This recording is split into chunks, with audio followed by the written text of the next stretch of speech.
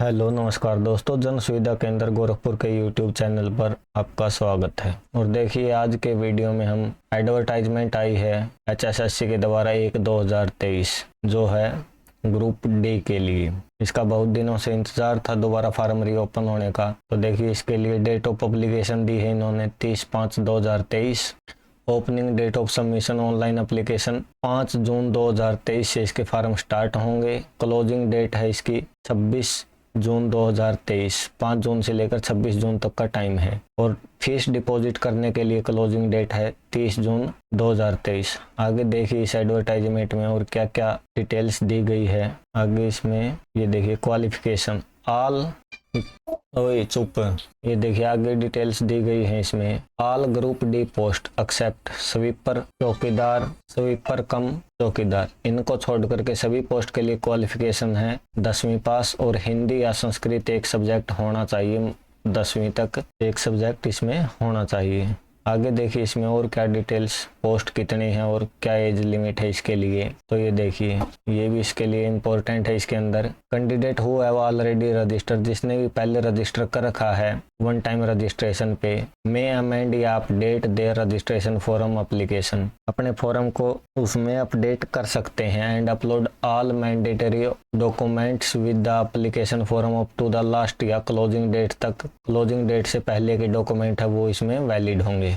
In case of applicant do not edit या amend his या her registration, अपने registration को कोई एडिट नहीं करता है पहले सबमिट किया हुआ है जो उसे, तो वो क्या है accepted for the CET group D, उसके लिए उसने जो पहले से फार्म भरका है उसे ही एक्सेप्ट किया जाएगा। उसे नया फार्म भरने की कोई जरूरत नहीं है। जिसने भी पहले फार्म भर रखा है और वो एडिट करना चाहता है तो वो कर सकता है। After closing date no further chance for registration updation या upload will be given. Closing date के बाद जो 23 जून है उसके बाद कोई नया और मौका इसके अंदर नहीं दिया जाएगा। A candidate who has already applied but has now become over age, जिसने पहले अप्लाई कर रखा है लेकिन अब ओवर एज हो गया, शैल बी कंसीडर्ड एलिजिबल, वो भी क्या इसके अंदर एलिजिबल माना जाएगा।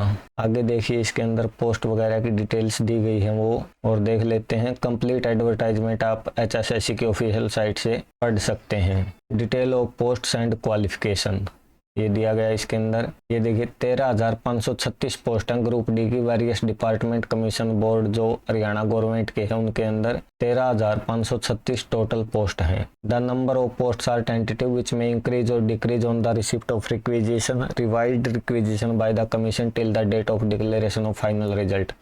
अगर फाइनल रिजल्ट से पहले और नई पोस्ट का कोई रिक्विजिशन आ जाता है डिपार्टमेंट के द्वारा या फिर कम हो जाती है कोई पोस्ट तो उसे इंक्रीज या डिक्रीज कर सकता है। रिक्विजिशन या revised requisition received after the date of declaration of final result can not be considered. और फाइनल रिजल्ट के बाद अगर कोई नई अपडेट आती है तो उसे कंसीडर नहीं किया जाएगा। The category wise bifurcation of the post shall be issued separately, category wise post की डिटेल अलग से डाली जाएगी before conduction of exam, exam होने से पहले डाल दी जाएगी। आगे एजुकेशन क्वालिफिकेशन यही दी गई है। Common for all group D post except, वही इसमें लिखा गया है स्वीपर चौकीदार और स्वीपर कम चौकीदार, इनको छोड़ करके सभी ग्रुप डी पोस्ट के लिए कॉमन है। जो हम मैट्रिकुलेशन 10वीं पास होना चाहिए, हिंदी या संस्कृत होने चाहिए अप टू मैट्रिक, 10वीं तक हिंदी या संस्कृत में से एक सब्जेक्ट होना चाहिए। एज लिमिट 18 से 42 साल। पे स्केल है इसके अंदर 16,900 से 53,500 अप्लीकेबल स्पेशल पे इसके अंदर ऐड होगा। आगे देखिए रिजर्वेशन की डिटेल दी गई है। ये कौन कौन से कैंडिडेट किस कैटेगरी में रिजर्व हो गई ये डिटेल दी गई है। ये भी इम्पोर्टेंट दिया गया इसके अंदर ईडब्ल्यूएस वालों के लिए। EWS certificate issued for jobs in central government will not be considered, मतलब जो कि सेंट्रल गवर्नमेंट के लिए EWS और हरियाणा गवर्नमेंट के लिए अलग अलग सर्टिफिकेट बनते हैं। अगर कोई सेंटर के लिए बना हुआ है तो वो इसके अंदर कंसीडर नहीं किया जाएगा। उसके अंदर गवर्नमेंट ऑफ हरियाणा के लिए सर्टिफिकेट बना हुआ होना चाहिए। और डिटेल्स इसके अंदर एक्सपीरियंस सर्टिफिकेट वगैरह का जो दिया गया है नीचे फॉर्मेट, उस फॉर्मेट में होने चाहिए सभी सर्टिफिकेट। आगे डिटेल्स एज रिलैक्सेशन की और सिलेबस वगैरह भी दिया गया है। कंप्लीट एडवर्टाइजमेंट आप एचएसएससी की ऑफिशियल वेबसाइट से डाउनलोड करके पढ़ सकते हैं। जो मेन चीज़ें हैं वो इसमें बता देते हैं। रिलैक्सेशन इन एज, ये देखिए रिलैक्सेशन के बारे में क्या बताया गया है। अपर एज लिमिट है 42 साल विदाउट एनी रिलैक्सेशन और अगर कोई रिलैक्सेशन लेता है तो उसकी एज 52 साल से ज़्यादा नहीं होनी चाहिए। शेड्यूल कास्ट के लिए SC के लिए 5 साल का रिजर्वेशन है। और आगे देखिए इसमें बैकवर्ड क्लास BC के लिए इसके अंदर रिजर्वेशन है 5 साल का।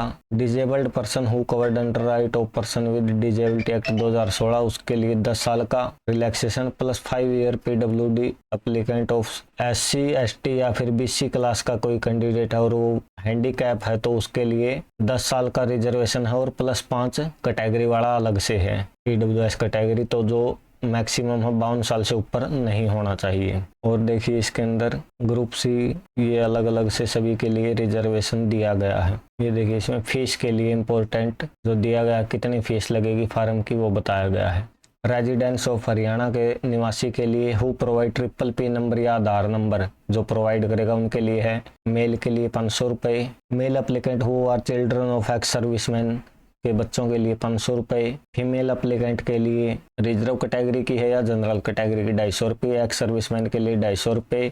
डिसेबल के लिए भी ये 250 रुपये। और जो PPP आधार नंबर प्रोवाइड नहीं करेगा उनके लिए है 1000 रुपये मेल के लिए। फीमेल के लिए भी 1000 रुपये। मेल एक्स सर्विसमैन के लिए 1000 रुपये। फीमेल के लिए है 500 रुपये।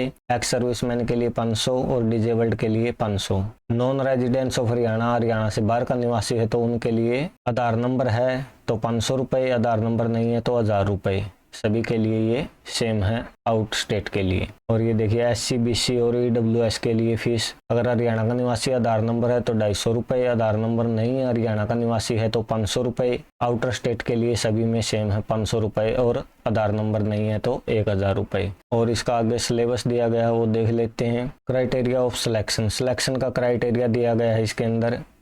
Common eligibility test CET test होगा 95% मार्क का और सोशलियो इकोनॉमी के 5% मार्क्स मिलेंगे। देखिए इसमें जो एग्जाम का है वो 2 पार्ट में डिवाइड किया गया है। 75% मार्क्स होंगे general awareness, reasoning, quantitative ability, English, Hindi और रिलेवेंट और कंसर्न सब्जेक्ट जो इसके अंदर लागू होगा। और 25% होंगे इसमें हरियाणा की history, current affairs, literature, geography, environment, culture etcetera Haryana से related. The question paper shall be of the level of secondary education. Matric 10वीं लेवल का क्वेश्चन पेपर होगा। और जो मैक्सिमम 5% मार्क है वो सोशियो इकोनॉमी के मैक्सिमम 5% ही दिए जाएंगे। वो किस किस को दिए जाएंगे देखिए इसके लिए क्राइटेरिया दिया गया है। An applicant shall be entitled 5% weightage provided neither he or himself nor any person among the applicant family is या has been a regular employee in Haryana या अदर स्टेट गवर्नमेंट या गवर्नमेंट ऑफ इंडिया के अंदर कोई भी घर में नौकरी नहीं है तो उसको। और उसके लिए दूसरी कंडीशन है gross annual income of the family from all sources, salary, agriculture, business, profession etcetera, financial year prior to the year of application. Form भरने के साल से पहले वाले साल की उसकी इनकम कितनी होनी चाहिए? Should be less than 1,80,000 rupees only, जो है 1,80,000 से कम होनी चाहिए। ए और B it shall be confirm from the data of परिवार पहचान पत्र या फिर HRMS का जो डाटा है उससे ये कन्फर्म किया जाएगा। आगे इसमें ये फैमिली की डेफिनेशन बताई गई है। मेल एप्लीकेंट मीन्स अगर मेल एप्लीकेंट के लिए उसके लिए वो खुद, हिज फादर उसके पिता, मदर माता, वाइफ पत्नी, अनमैरिड ब्रदर एंड सन्स या फिर बेटा। फीमेल अनमैरिड एप्लीकेंट के लिए है वो खुद, उसके पिता, उसकी माता और unmarried brother. Female married applicant के लिए है वो खुद, उसके हस्बैंड, उसके ससुर, उसकी सास, अनमैरिड ब्रदर इन लॉ मतलब उसके देवर या जेठ या उसका बेटा। और डिवोर्स्ड फीमेल एप्लीकेंट के लिए वो खुद और फादर, उसके पिता, माता और unmarried brother and sons. If the applicant is widow, widow है तो उसको भी मिलेगा ये। फर्स्ट और the second child of his father had died before attaining the age of 42 years. अगर किसी के पिता 42 साल की उम्र से पहले गुजर गए हैं और वो पहला या फिर दूसरा बच्चा है तो उसे भी ये बेनिफिट मिलेगा।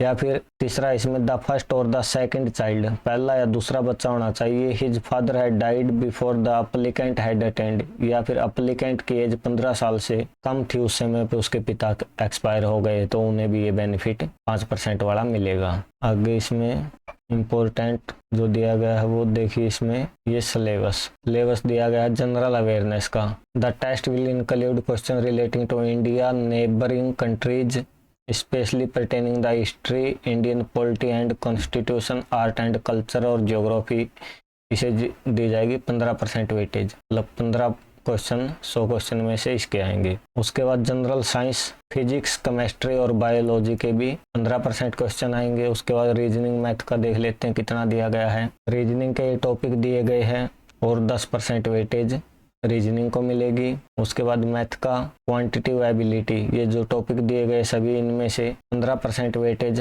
मैथ का होगा उसके अंदर। उससे आगे इसमें दिया गया है इंग्लिश और हिंदी के जो ये टॉपिक दिए गए हैं, इंग्लिश के लिए भी 10% वेटेज होगी और हिंदी के लिए भी 10% वेटेज इसमें दी गई है। मतलब 100 में से 10 क्वेश्चन इंग्लिश के होंगे, 10 हिंदी के। और जनरल नॉलेज ऑफ हरियाणा, ये हरियाणा के बारे में है। General awareness which include history, literature, geography, economy, civics, polity, environment, art, culture, customs, society, current affairs, events etcetera of Haryana, इसके लिए 25% वेटेज दी गई है। आगे देखिए इसमें स्क्रूटनी ऑफ डॉक्यूमेंट्स के बारे में बताया गया है, टाई केस के बारे में, डिक्लेरेशन ऑफ मार्क्स, इसके अंदर देखिए 50% मार्क जरूरी है जनरल कैटेगरी के लिए और रिजर्व कैटेगरी के लिए इसमें 10% की छूट दी गई है, तो उसके लिए है 40% मार्क्स क्वालिफाई होने के लिए जरूरी है। अगर उससे कम आते हैं तो वो कट ऑफ में नहीं आएगा। आगे अप्लाई के लिए दिया गया है, ये लिंक दिया गया है, इससे हम अप्लाई कर सकते हैं।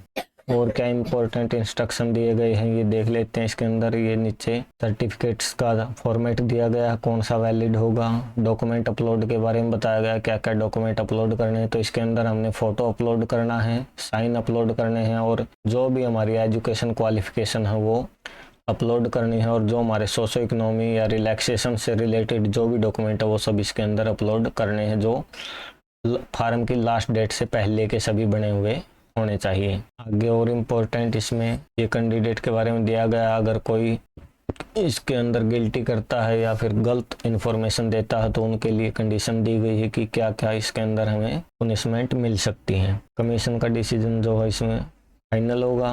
आगे देखिए ये सर्टिफिकेट्स की फॉर्मेट इसके अंदर एडवर्टाइजमेंट में सभी सर्टिफिकेट का दिया गया है। धन्यवाद। इस वीडियो में इतना ही। अगर आप पूरा एडवर्टाइजमेंट देखना चाहते हैं तो वो HSSC की ऑफिशियल साइट से डाउनलोड करके देख सकते हैं। अगर आपको वीडियो अच्छा लगे तो वीडियो को ज़्यादा से ज़्यादा लाइक करें, वीडियो को ज़्यादा से ज़्यादा शेयर करें ताकि सभी तक इन्फॉर्मेशन पहुँचे। और अगर आपको इन्फॉर्मेशन अच्छी लगती है और आगे भी ऐसी जानकारी लेना चाहते हैं तो हमारे चैनल को सब्सक्राइब ज़रूर करें ताकि आने वाले वीडियो का नोटिफिकेशन आपको समय से मिलता रहे। धन्यवाद। इस वीडियो में इतना है।